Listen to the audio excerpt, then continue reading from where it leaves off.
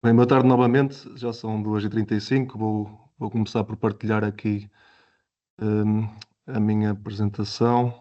Ok, penso que esteja toda a gente a ver.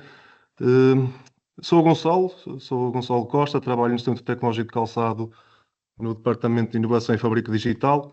Hoje vimos falar aqui um pouco sobre a costura automática e os catálogos digitais. Um pouco do programa aqui do webinar, tenho comigo o Bruno Mendes da Mind, que a seguir a mim, fazer uma breve abertura e enquadramento, vai falar sobre as soluções da costura automática e dos catálogos digitais, mais ao detalhe, e de seguida vamos ter questões e debate. Se tiverem alguma questão, podem colocá-la no Messenger. Passando aqui, falando um bocado do projeto do Feist, que está a ser no âmbito, este webinar está a ser feito no âmbito do projeto. Temos mais de 40 empresas, principalmente aqui na zona norte, na zona de Felgueiras e aqui também por São João da Madeira. Empresas estas que são de calçado e marroquinaria, componentes, empresas desenvolvedoras de equipamentos e automação, software e anésias e entidades de associações setoriais. Hum, o FAIS tem como investimento 49 milhões, com um incentivo de 30 milhões. Até o momento já foi executado 80% deste investimento. O projeto começou a dia 1 de junho de 2022 e vai acabar agora a 30 de junho de 2026. Tem como outputs 80 resultados tecnológicos, 34 PPS, ou seja, dos 80 resultados, obteve-se 34 PPS, 34 produtos, processos e serviços, ou seja, destes produtos, processos e serviços podem ser equipamentos ou soluções de software ou até diferentes tipologias de calçado. Para além dos resultados tecnológicos, temos também resultados de ações de disseminação e capacitação, como este webinar que estamos a fazer hoje, por exemplo, vídeos, podcasts e também ações de capacitação, de demonstração, ações aceleradoras e também de capacitação para técnicos. Destas ações aceleradoras, vamos ter para a semana duas ações aceleradoras no dia 10 de março. Da parte da manhã vamos falar sobre catálogos digitais e da parte da tarde sobre automação da costura no calçado. Tanto da parte da manhã como da parte da tarde vamos ter uma apresentação inicial sobre o tema, de seguida também uma mesa redonda com várias empresas neste painel para discussão sobre o tema e depois no final vamos ter uma demonstração prática do software, tanto dos catálogos digitais como do software para as máquinas de costura automática. Convido-vos desde já a participarem neste evento, que vai ser no dia 10 aqui nas nossas instalações aqui em São João da Madeira. Entretanto, a minha colega, a Heloísa, vai partilhar o link para a inscrição e estão desde já todos convidados. O projeto divide-se em 9 Work Packages, sendo que de 1 ao 7 estamos a desenvolver soluções, tanto linhas integradas de automação e robótica, para linhas para calçado injetado direto ao corte, por exemplo, mas também temos linhas para calçado de montagem de colados. Para além disso, também temos células robóticas ou automáticas isoladas, que não estão integradas na linha, também dependendo do layout de cada empresa, pode não ser possível ter uma linha completa integrada, e temos também estas soluções de células isoladas, tanto para inspeção da qualidade ou como de cardagem e aplicação de cola, e também estão a ser desenvolvidos no WP7 soluções mais para a parte digital, como ERPs, para planeamento e gestão da produção, também para modelação de marroquinaria e de solas, também que é aqui a Mind que está a desenvolver este tipo de soluções, e também para a avaliação do desempenho dos nossos recursos humanos, também estão a ser feitos trabalhos nesse sentido. As soluções que estamos a falar hoje, tanto da costura automática como dos catálogos digitais, também se inserem neste Work Package. Temos o Work Package 8, que é de capacitação, e o 9 para a coordenação e divulgação. Aproveito também para vos convidar a ir ao nosso site, que podem lá visualizar todos os nossos resultados que, hum, que obtivemos do projeto do FAIS. Estão a ser ainda alguns desenvolvidos, ainda não estão acabados, e podem consultar no nosso site do projeto, fais.pt. Nós dividimos em três grandes áreas todos os resultados. Do primeiro, desenvolvimento de produto, depois, esta aqui estamos a ver agora das tecnologias de produção, e depois podem entrar em cada solução e ver uma pequena descrição, quais são os parceiros que estão a desenvolver esta solução e também ali alguns pontos-chave. Normalmente estas soluções têm sempre um vídeo. Estamos a ver aqui agora o da Mind da solução da costura automática, para mostrar a solução e ver a potencialidade de também cada uma das soluções. Podem andar para trás e explorar. Passando agora para o tema que vamos falar hoje, dando um pouco um contexto sobre a costura automática, temos o problema atual, que é bastante dependente do operador. A costura normal também o é, principalmente. Há um grande problema hoje nas nossas fábricas, que há falta de mão de obra especializada nesta área da costura, e temos que combater de alguma forma através da costura automática.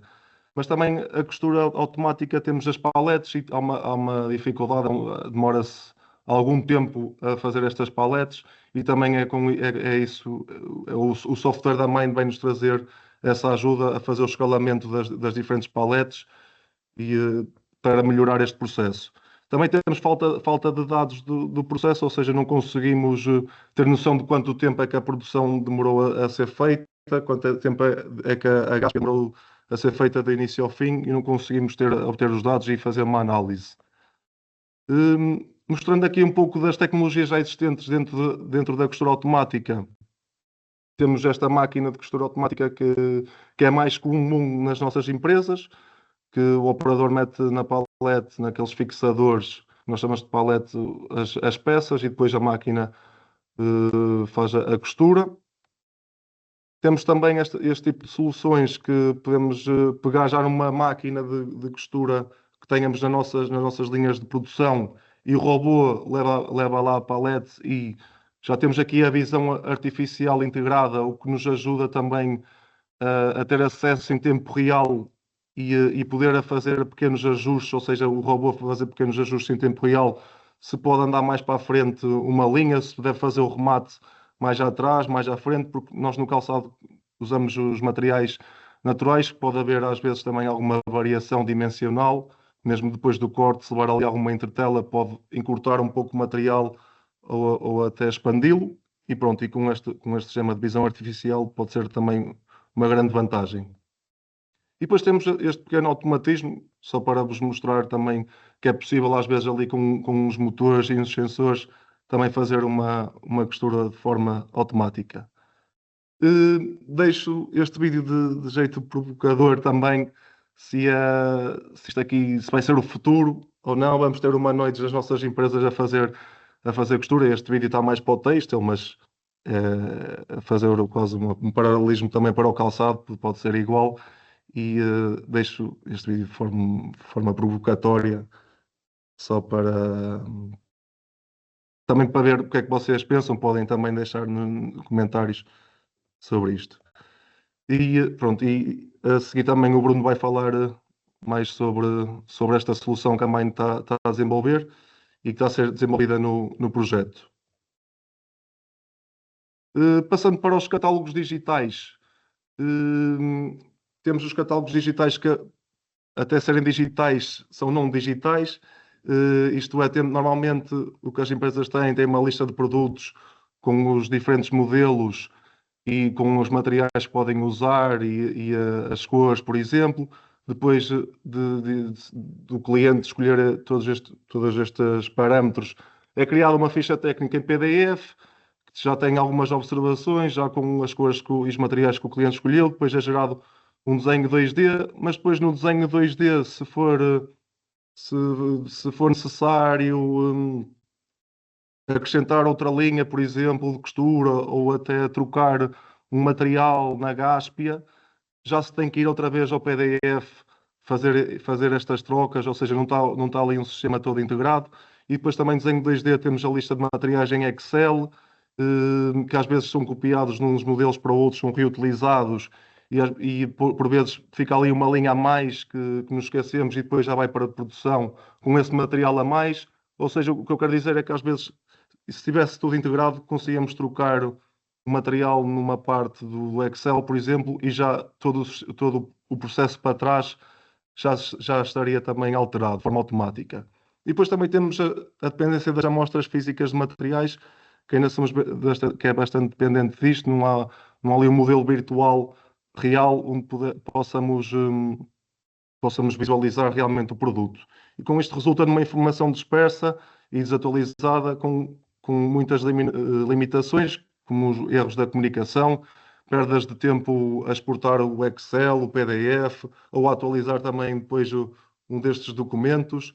Não há uma rastreabilidade contínua, ou seja, não sabemos que versão é que estamos a usar do PDF ou do Excel.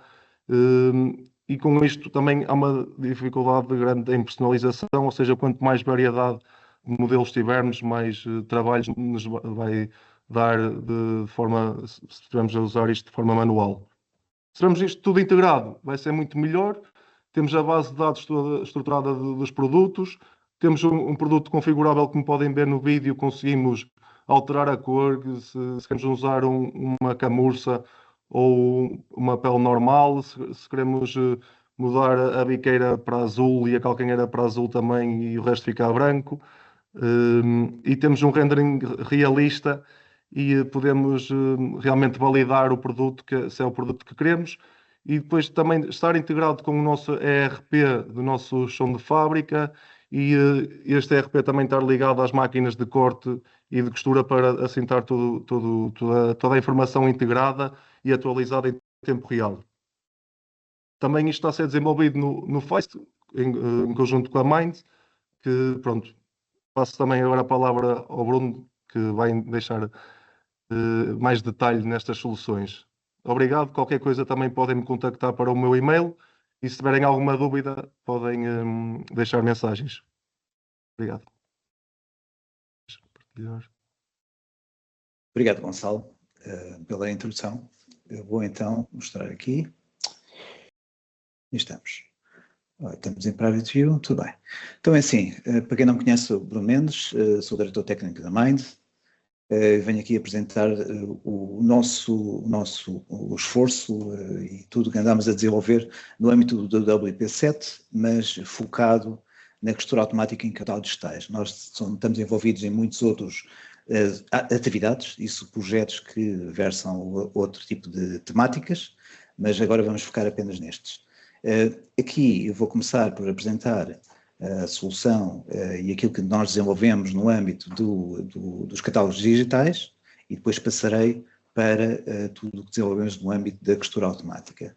Ora bem, vamos também falar aqui um bocadinho do que é da motivação, não é? Portanto, a motivação, aliás, quando o projeto arrancou, tivemos de perceber se havia ou não havia necessidade, havia problemas ou não havia problemas para resolver na indústria, e como os iríamos atacar, não é? E, portanto, uma delas era claramente esta temática da desmaterialização, se quiser, do processo de design e do processo de aprovação, não é?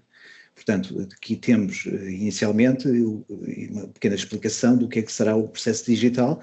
Obviamente que a audiência sabe bem melhor do que eu porque sente-o na pele todos os dias, a toda a hora, mas quando inicia um novo modelo e uma nova oferta, tudo parte a partir de uma ideia, de um esboço. Há claramente, a partir dessa ideia esboço, provavelmente já uma escolha de materiais, temos uma modulação de uma ideia sobre uma forma base, muitas vezes isto em termos já físicos sobre a forma.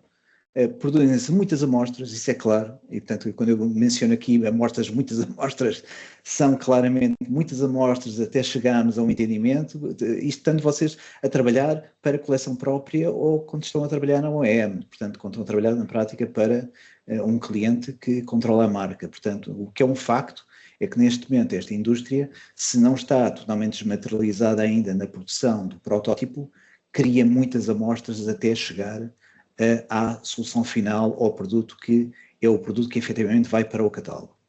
E, portanto, desta perspectiva, aprova-se o design, define-se as variantes, e, portanto, aqui agora, para entrarmos isto, porque existem catálogos digitais neste momento, mesmo no processo tradicional, não é?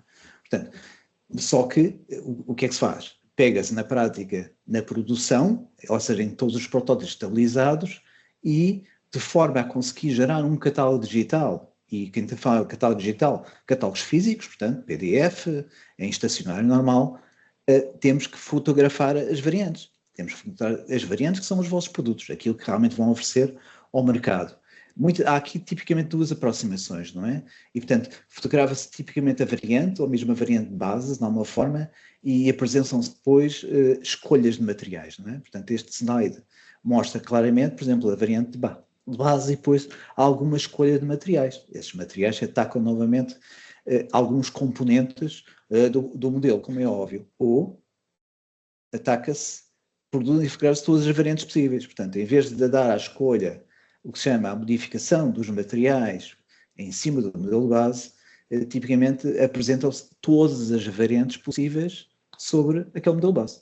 E isto é um problema porque exige imenso esforço de produção do material necessário para alimentar este tipo de catálogos, como é óbvio. Portanto, é moroso, é limitativo, porque na prática estamos perante um sistema que, pela natureza prática, restringe o número de variantes disponibilizadas, não é? Porque passa a não ser viável criar as combinações todas possíveis de materiais, função dos segmentos, função das peças que estão presentes, e quando estamos a falar de peças, estamos a falar também de alterações de geometria, não é? Porque há variantes que implicam alguma alteração de geometria, implica também variações dos apliques, por exemplo, se temos ou não ilhosos, tipos de ilhosos, se temos ou não temos alguns cardados especiais que aparecem ou desaparecem em função do modelo que se quer colocar, os atacadores, são velcros, portanto, há claramente aqui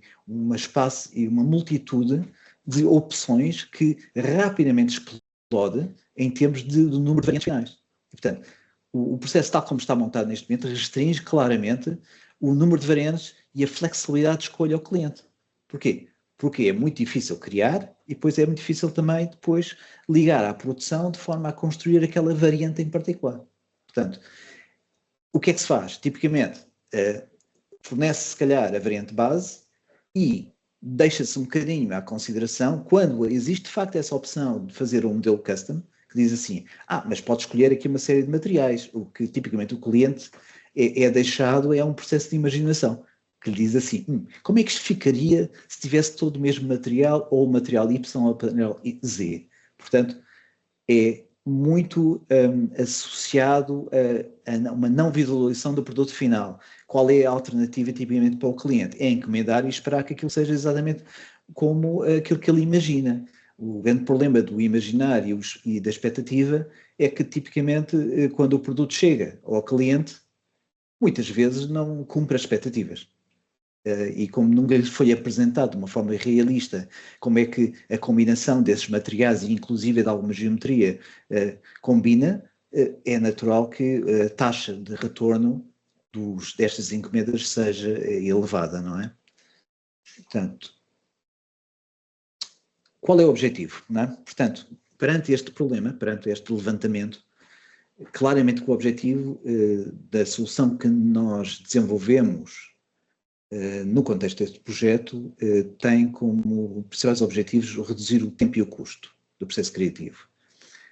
Não só do processo criativo, mas também de uma coisa muito importante, que é como é que depois se coordena, de alguma forma, a publicação de todo este conteúdo pelos canais.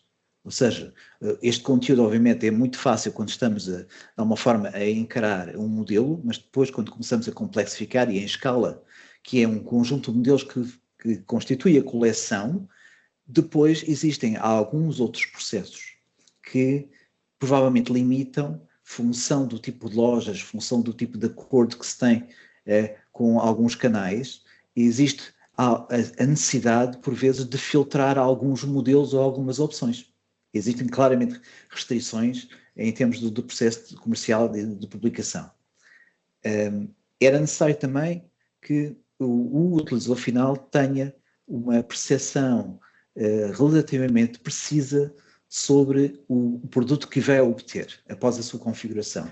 Isto, obviamente, nos leva a tentar criar uma experiência realista e, obviamente, que também com a experiência realista tem de ser ajudada por uma configuração interativa, intuitiva e fácil de utilizar, porque senão cria imediatamente resistência e atrito também a todo o processo de compra, não é? Que antigamente passaria apenas por folhear um catálogo e ver todas as opções possíveis, mas se hipercomplexificarmos também a configuração em que na prática o utilizador final arranca com um modelo totalmente em aberto, todo o processo de seleção passa ele próprio também a ser muito exigente, não é? E tipicamente o cliente final perde-se. É preciso também, nessa perspectiva, fornecer algum guidance, alguma ajuda na seleção.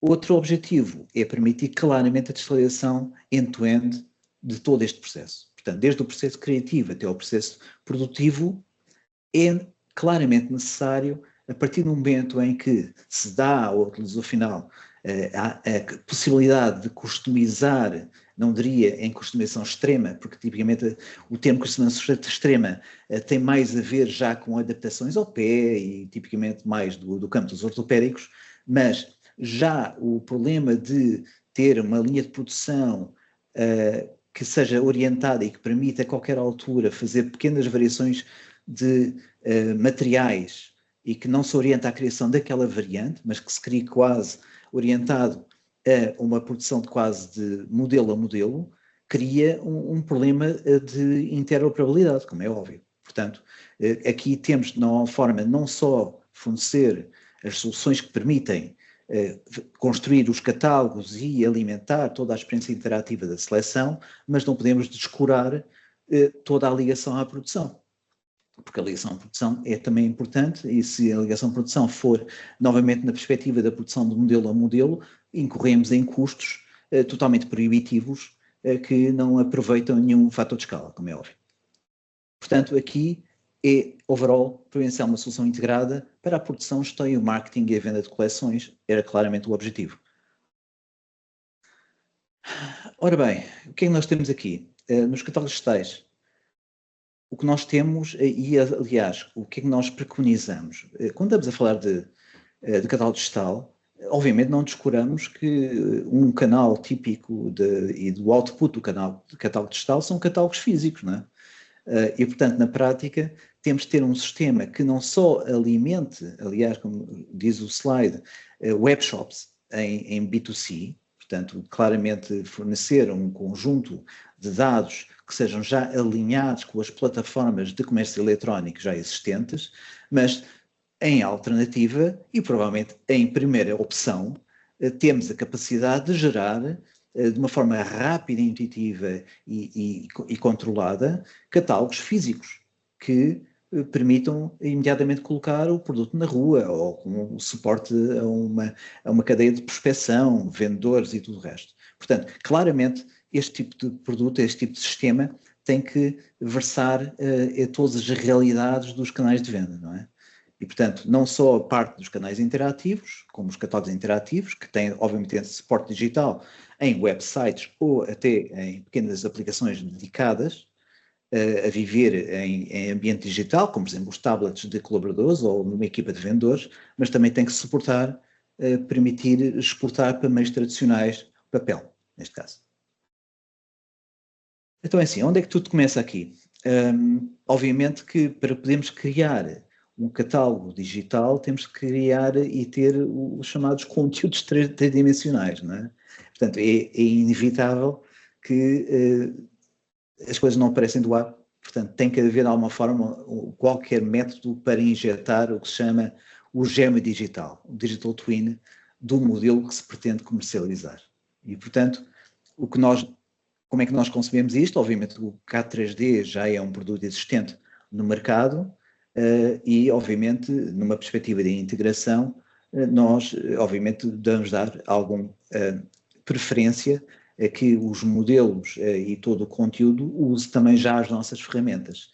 No entanto, o sistema, tal como foi idealizado, portanto, o MindSales, permite também o que se chama integrar conteúdos tridimensionais que venham de outras plataformas digitais, outras plataformas de produção de conteúdo, que podem ser tão simples como, por exemplo, scans 3D, que depois venham devidamente estruturadas para serem consumidas, claro, pelo nosso sistema. O que é importante aqui? É importante que tudo o que seja, de uma forma, asset digital, portanto, na prática, conteúdo tridimensional, venham devidamente separado, devidamente estruturado, para conseguir ser classificado e enquadrado no nosso sistema de variantes e opções, como é óbvio. E, portanto, aqui temos alguns casos, portanto, neste caso, toda esta ferramenta foi criada muito orientada já para dar sinergia profunda com o nosso CAD 3D especializado para a área do calçado, mas pode, obviamente, ser aplicado a muitas outras indústrias, nomeadamente temos alguns mock-ups associados e já algumas coisas a funcionar, por exemplo, para a indústria do mobiliário, não é? Onde a questão das variantes também é premente. Portanto, outras funcionalidades mais avançadas, como, por exemplo, algum relacionamento como é que as peças se relacionam, outras coisas como, por exemplo, fazer aparecer ou não fazer aparecer algum tipo de geometria, manipular um bocadinho os cardados, alguns parâmetros que possam, na prática, ser modificados em função de uma opção, eu diria que aí apenas com um software especializado, orientado para a produção de calçado e o design de calçado, como o nosso 3D, é possível alimentar um sistema com este tipo de hiperdependências, não é? No entanto, é possível arrancar com qualquer tipo de conteúdo. Ora bem, aqui o que nós temos, o passo é claramente, depois de termos os assets digitais, ou seja, um modelo devidamente separado nas suas peças, nos seus componentes, nos seus grupos, passamos para aquele processo de definição de variantes, que é claramente o âmbito de um software dedicado e especializado, que é nós designamos como MindSales Variant Builder, que permite fazer a separação e a atribuição dos componentes e imediatamente começar a associar estes componentes a grupos de opções. Portanto, grupos de opções que são, neste momento, aqui é o que o vídeo mostra naquela pequena janelinha que vocês estão a ver, opções estéticas, portanto, opções de escolhas de materiais, não é? No entanto, pode haver restrições, e essas restrições são importantes, que é para definir de alguma forma uma consistência de design do modelo. Quando me diz, por exemplo, que se eu escolher um determinado tipo de material numa determinada zona, eu tenho que assegurar, por exemplo, que exista, por exemplo, contraste sobre as costuras que são aplicadas àquela peça em particular. Portanto, é uma opção estética que tem que condicionar as opções do utilizador final. Portanto, ele não pode, numa perspectiva estética, da forma como o design foi pensado, misturar tudo com tudo. Okay? Portanto, este software permite também fazer o que se chama o lockdown das opções de design que são disponibilizadas ao cliente. Nos catálogos digitais, que é, tendo já o nosso repositório 3D preparado, portanto, na prática, os modelos já com aquelas regras de design, passamos para outro nível de definição, que é que grupos de opções e materiais estão presentes por canal, em particular, ou quantos canais nós vamos definir. Isto, na prática, o que estamos aqui a dizer é assim, estamos a construir o catálogo. Enquanto tivemos até este momento a definir o que se chama o modelo em termos das suas propriedades, em termos das regras, agora passamos para definir o que é um catálogo. Como é que o catálogo interage, que opções estão presentes no catálogo, associando, obviamente, aos modelos que já criados na fase anterior pelo Variant Builder. Portanto, e em simultâneo permite também fazer regras de exportação de canal. Se eu decidir que há um canal que tem acesso apenas a algum tipo de materiais por uma questão geográfica ou uma questão de distribuição, podemos definir também as regras de forma que os processos de exportação de todo este conteúdo de forma a formar o catálogo digital seja tão simples como uma opção de exportação, com, obviamente, tudo devidamente configurado. Vamos ver aqui mais. Ora bem, portanto, aqui estamos a mostrar já uma concretização de um site. Não é? Portanto, um site, uma aplicação de venda, portanto, um POS, em que, na prática, já todo este conteúdo que vocês estão a ver aqui é conteúdo que é gerado já dinamicamente e automaticamente dos conteúdos 3D criados previamente. Portanto, sejam eles através do nosso CAD 3D ou através da importação de geometria vindo de outros sistemas ou através de um scan 3D, por exemplo. E aqui, todo este material não implica fotografar rigorosamente nada. Obviamente que esta geração de conteúdo tem de ser ela própria também realista para que seja possível passar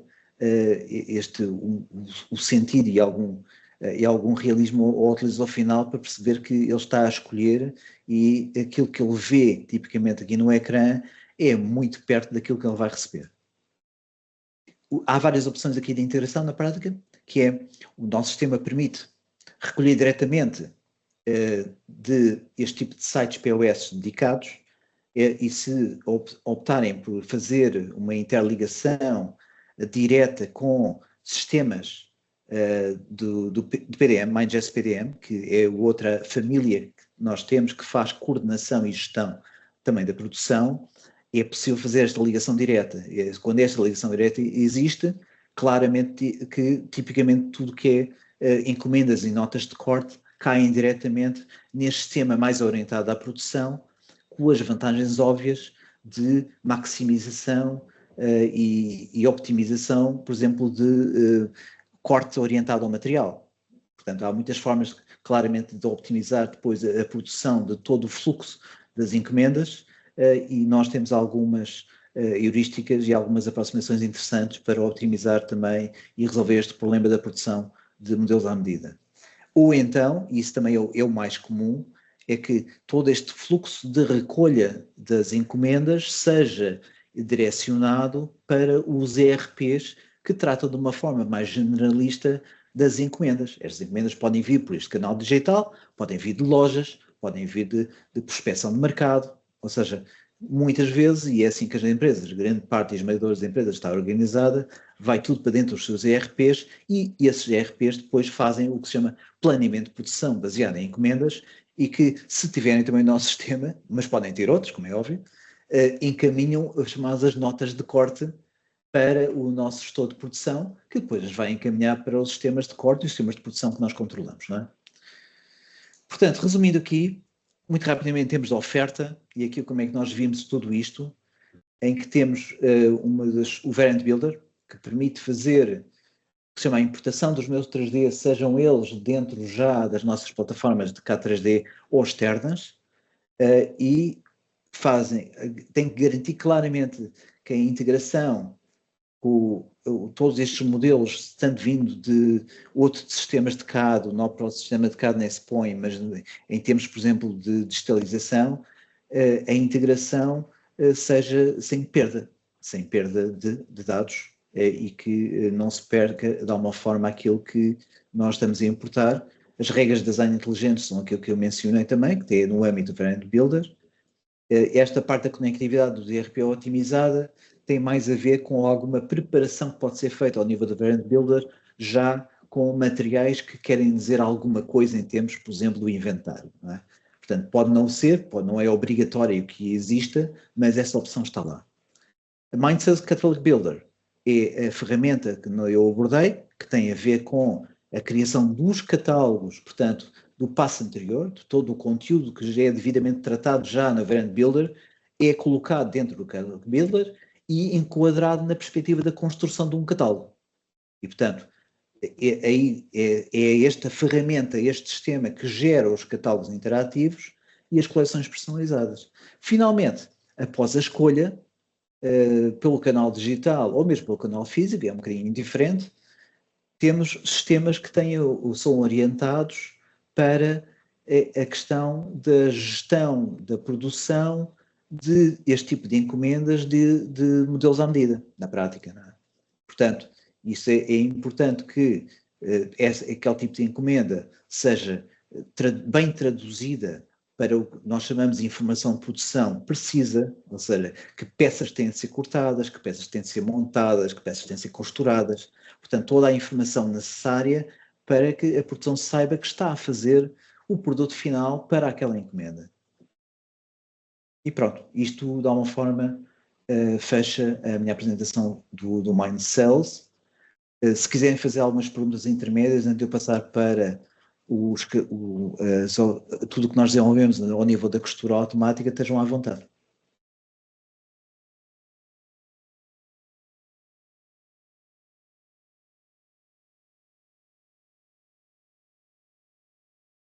Bom, havendo perguntas, posso prosseguir então?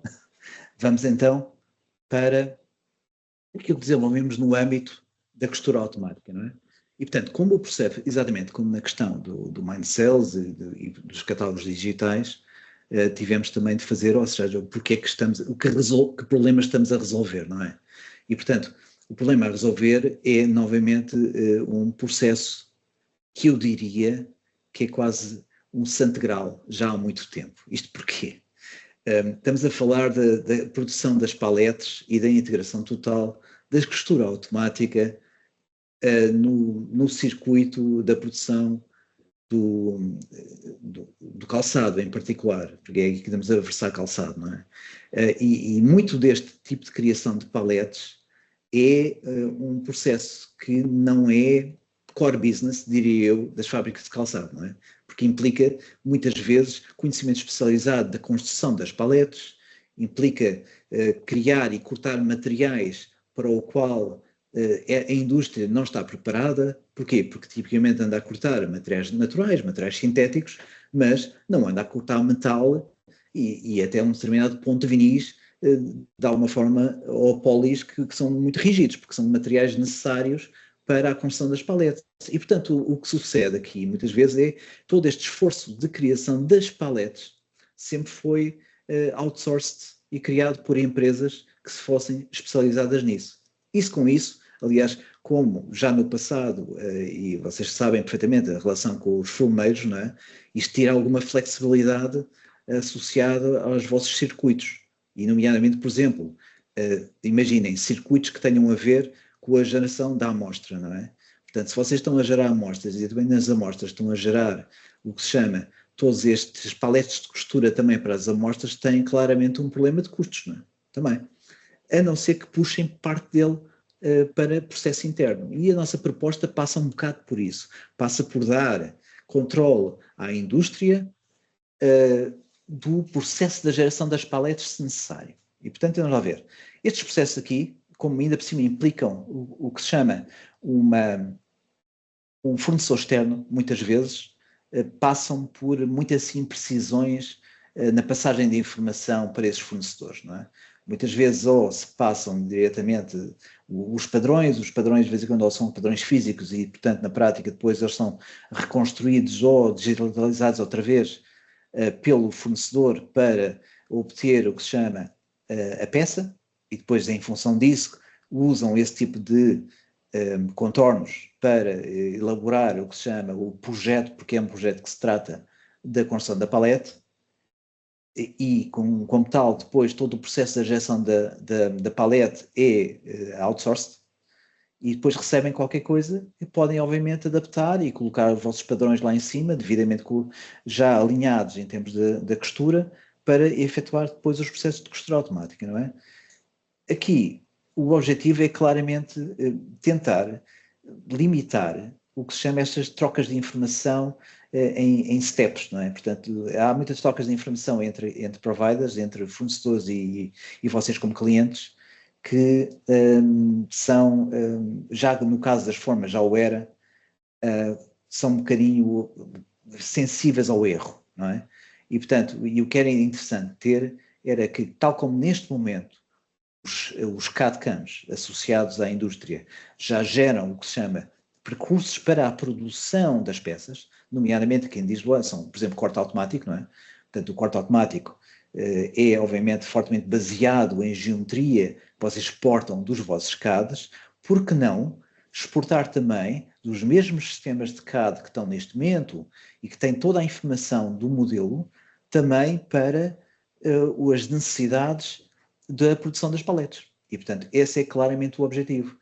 E a redução de passos que sejam desnecessários, como tratar dos escalamentos, como tratar de reajustes associados a algumas alterações de geometria, e permite também, obviamente, dar muito mais liberdade também ao processo criativo, em termos de modulação, para ajustar, dentro de alguns limites, alguma geometria, sem ter que repetir todos os processos, que sejam muito repetitivos da geração dos percursos e de todo o material necessário para a geração das paletes, não é?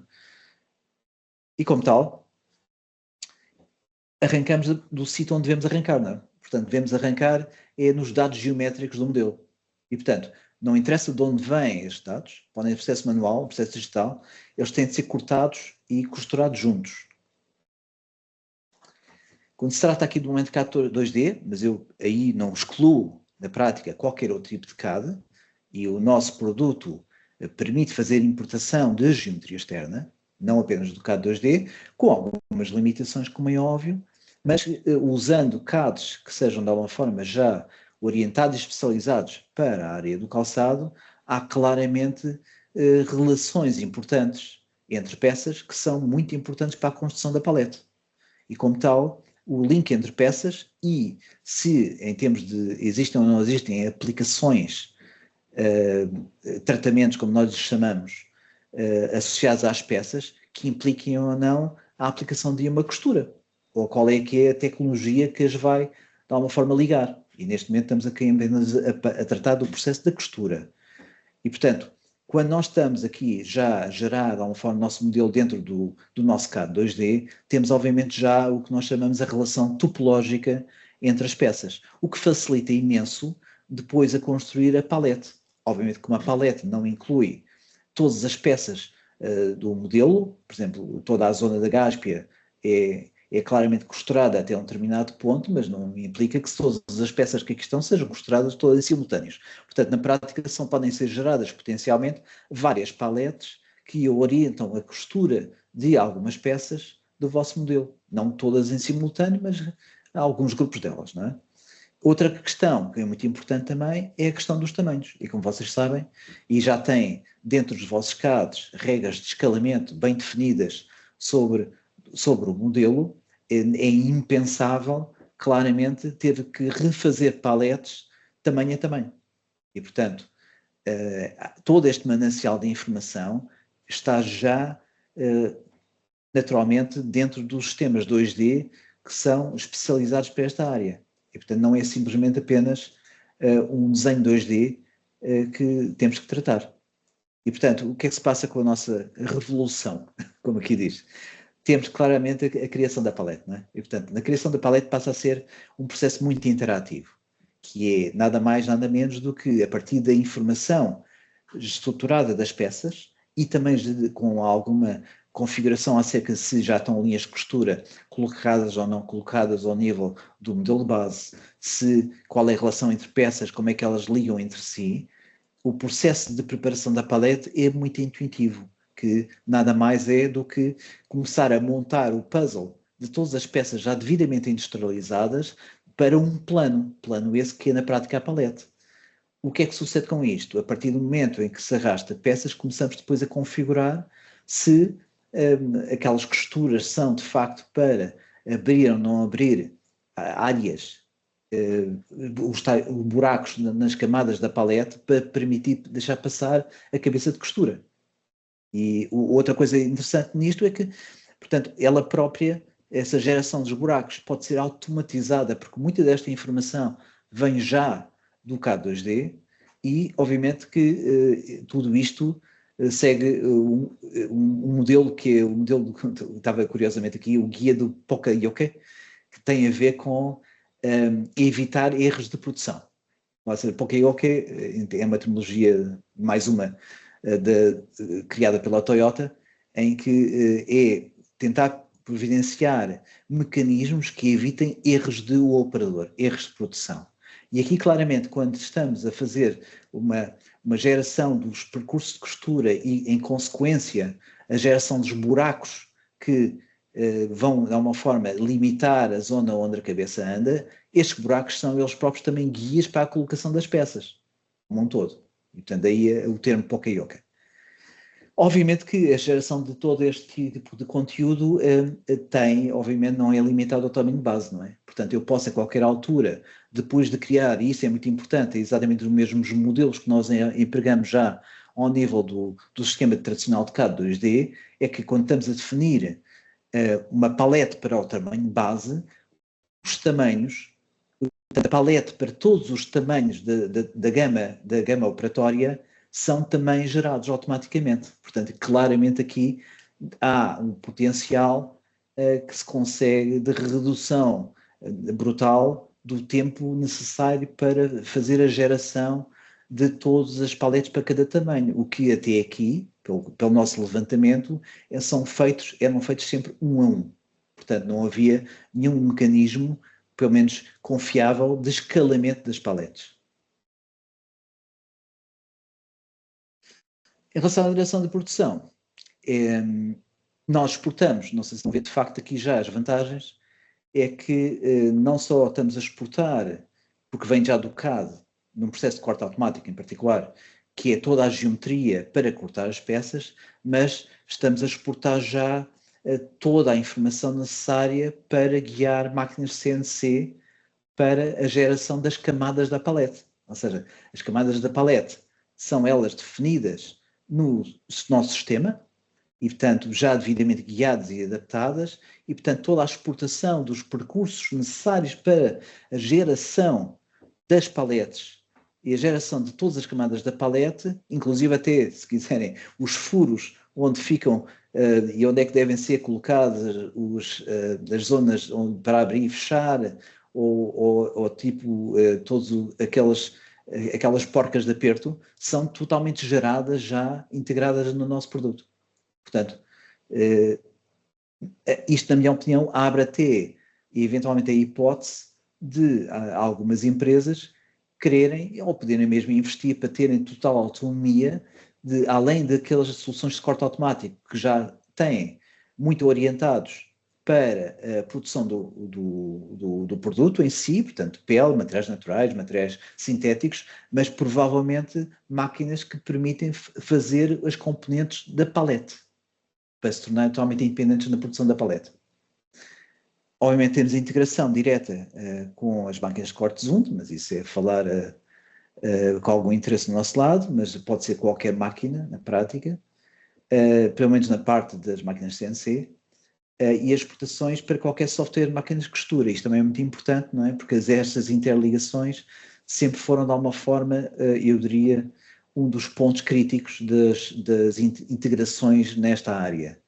E neste momento temos alguma confiança que conseguimos exportar formatos que permitam fazer o drive de qualquer máquina de costura, pelo menos as mais importantes do mercado.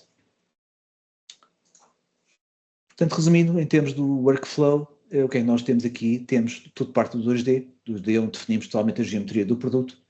Depois, para a preparação das paletes, essa informação é toda enviada para o Cion Studio, que automaticamente exporta informação para a máquina de costura e informação também para a construção das paletes. Depois, obviamente, de onde vêm as paletes, já devidamente preparadas, são montadas e, portanto, tudo joga e tudo interliga como devia e a cumprir, na minha opinião, os objetivos do projeto. E pronto, é isso. Estamos abertos então para o período de questões. Desculpem se demorei muito. Muito obrigado, Bruno, pela apresentação. Antes se a audiência quiser colocar questões, pode colocar. Antes disso, eu também tenho aqui uma questão a perguntar: quais são os principais desafios na implementação destas soluções nas fábricas, na tua opinião? Vamos lá ver. Os desafios para a implementação de soluções é conseguir. Estamos a falar de quais? Dos catálogos ou não sabes? De ambas. De ambas. Sim, Dos catálogos é claramente criar equipas que olhem para a criação do que eu chamo os digital assets, portanto, os gêmeos digitais, como valor, não é? E isto já é uma questão antiga, que é, obviamente, que se a pessoa arrancar nos processos tradicionais e tentar, de uma forma, limitar a sua gama em termos de escolha e a produção e a forma como, obviamente, tira modelos usando métodos mais tradicionais, usando provavelmente o 2D, é mais rápida, não é? Portanto, não, mas ao mesmo tempo não está a criar o que se chama valor. Não está a criar valor digital para depois abastecer outros passos do pipeline. Portanto, o pipeline é muito interessante quando fecha apenas na altura em que temos os modelos prontos para ir para gerar a amostra, não é? Mas é muito mais que isto, não é? Porque o potencial de termos já material devidamente preparado para fazer e alimentar até os circuitos de aprovação com os vossos clientes, não estamos a falar aqui na prática apenas de utilizadores finais, não é? Mas de utilizadores B2B, e se conseguem usar este tipo de coisas também para acertar e para reduzir os custos associados à produção de amostras, é ele o próprio valor. Portanto, na prática, a criação dos gêmeos digitais pode criar valor em muitos pontos, é uma questão de oportunidades, é uma questão de perceber se faz sentido e onde. A criação de valor dos gêmeos digitais também, que depois, mais tarde, é que se tiverem soluções que se façam adaptação do próprio modelo, existem, obviamente, aproximações que me digam assim, porreiro, então vamos tentar fazer aqui um modelo que, devido aos processos de moda, modifique ligeiramente a forma de base, não é?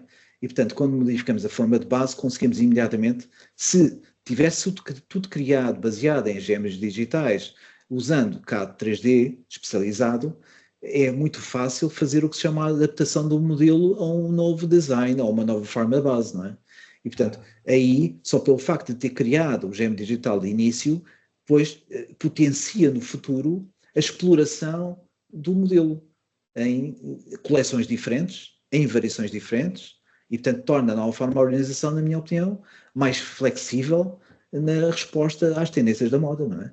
Na parte do Swing Studio, eu acho que isto vem claramente resolver um problema de eficiência de processo, porque existe claramente aqui muito tempo perdido associado à construção das paletes e Sim. erros, e portanto tudo o que tem a ver com a automatização e a manutenção de um percurso puramente digital, de uma parte que já devia estar adquirida, que era a modelação digital de todos os modelos de fábrica, pelo menos em 2D, não é?